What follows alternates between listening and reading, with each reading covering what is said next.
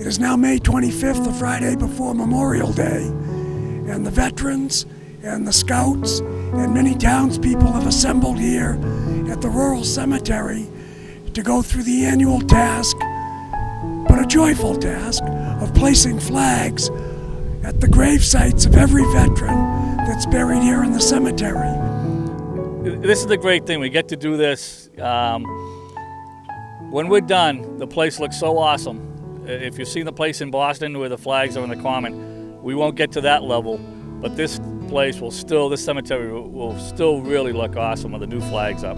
John had a great idea. Maybe as you go through and you place the flag, instead of just putting it down and running to the next one, look at the name and recite the name out loud.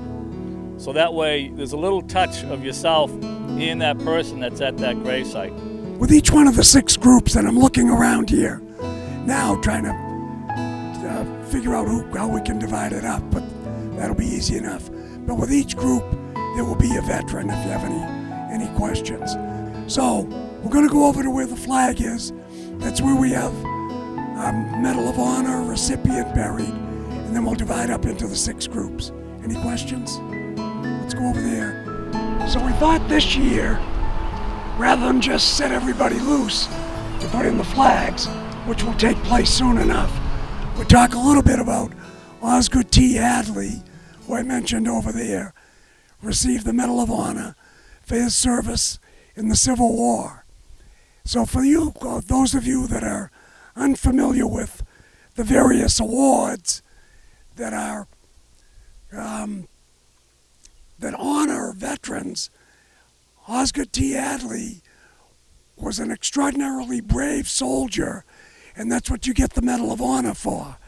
So he did things above and beyond the call of duty, and I don't have the write-up with me, but in order to receive the Medal of Honor, as I mentioned, you do things that are extraordinarily brave and that are heroic.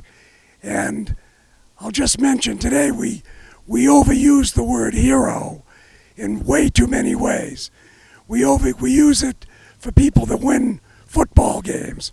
Well, they're not heroes, they're stars. They're the star of the game, but they're not a real hero. The man that's buried here was a hero in the Civil War, and he received an award that was fitting of the heroism that he displayed. So I'm going to hand it back over to Steve, and then after Steve finishes, we'll divide up the groups. Do you have a, go ahead. Yep. The Medal of Honor, as John said, it's the highest military honor that one can receive. There are all kinds of ribbons that you get for good conduct, we call it. If they don't get caught, they give you a ribbon for it. There's a Purple Heart for being wounded in action. There's the Navy Cross, the Silver Star. Army, the Army Cross, I believe. But the bronze, but it's the Medal of Honor is the highest award you can get. This gentleman, Osgood T. Hadley, was a flag bearer for his unit, for the Union forces during the Civil War. And when I read if you go onto the website, you can read about it. When I read it initially, I wasn't too impressed, to be honest with you. He was a flag bearer. However, as I looked into it, during the Civil War, you didn't have radios. You didn't have any ways to communicate with each other. The flag bearer was the one person that the forces looked to carry the battle forward. So when the generals would sit over here on the hill watching the battle from afar, they were looking to see where their flags were so they could position their men, position their forces, do what they had to do. This gentleman carried that flag through 4 battles. One of the things unique was that when the loss rate of flag bearers was incredible because they had a big target on them. The opposing forces want to take that person out so that the flag goes down, the generals can't figure out what they're doing, and the battle gets all messed up. So this guy went through 4 major battles during the Civil War and survived the 4 major battles.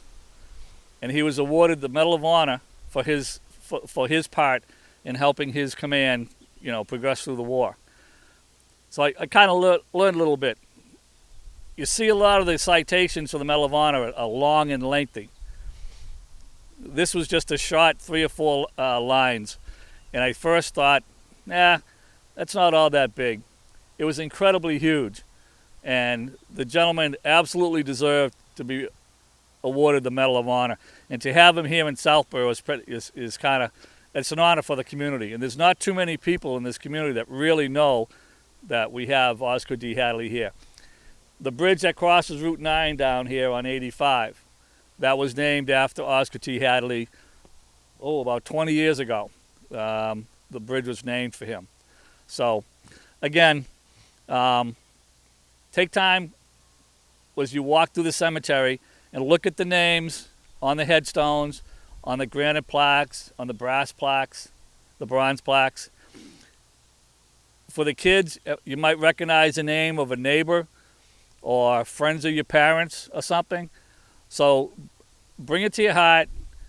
Again, like John had mentioned last year, I think it's a great idea. When you go up to it, just don't put the flag there. Speak the person's name out loud. Sergeant William Johnson. So you have a little connection with that person. So with that, we'll Colonel Wilson will divvy up the troops. Okay, so I'd like these 6 people to line up over here.